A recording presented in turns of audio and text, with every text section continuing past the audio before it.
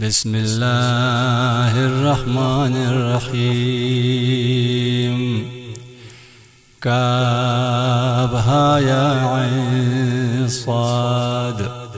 ذكر رحمة ربك عبده زكريا إذ نادى ربه نداء خفيا قال رب إني وهن العزم مني واشتعل الرأس شيبا ولم أكن بدعائك رب شقيا وإني خفت الموالي من ورائي وكانت امرأتي عاقرا فهب لي من لدنك وليا يرثني ويرث من آل يعقوب واجعله رب رضيا. يا زكريا إنا نبشرك بغلام اسمه يحيى لم نجعل له من قبل سميا. قال رب أنى يكون لي غلام وكانت امرأتي عاقرا وقد بلغت من الكبر عتيا. قال كذلك قال ربك هو علي هين وقد خلقتك من قبل ولم تك شيئا. قال رب اجعل لي آية. قال آيتك ألا تكلم الناس 3 ليال سويا. فخرج على قومه من المحراب فأوحى إليهم أن سبحوا بكرة وعشيا. يا يحيى خذ الكتاب بقوة وآتيناه الحكم صبيا وحنانا من لدنا وزكاة وكان تقيا وبرا بوالديه ولم يكن جبارا عصيا. وسلام عليه يوم ولد ويوم يموت ويوم يبعث حيا.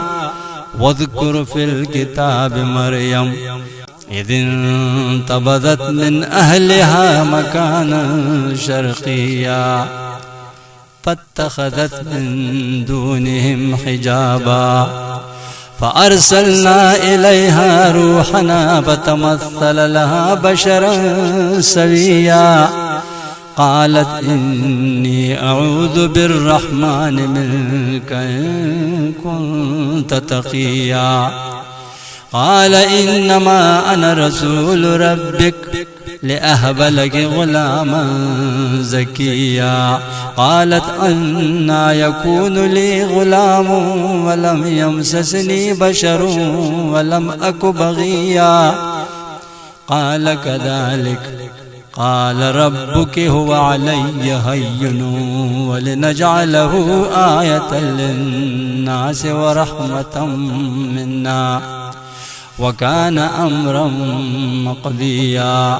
فحملته فانتبذت به مكانا قصيا فأجاءها المخاض إلى جذع النخلة قالت يا ليتني مت قبل هذا وكنت نسيا منسيا.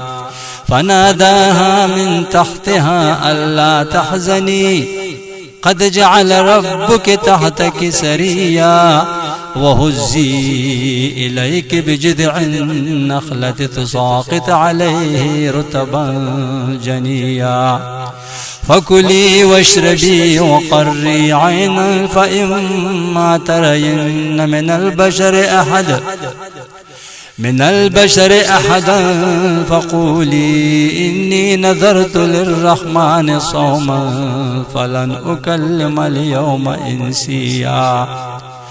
فأتت به قومها تحمله قالوا يا مريم لقد جئت شيئا فريا.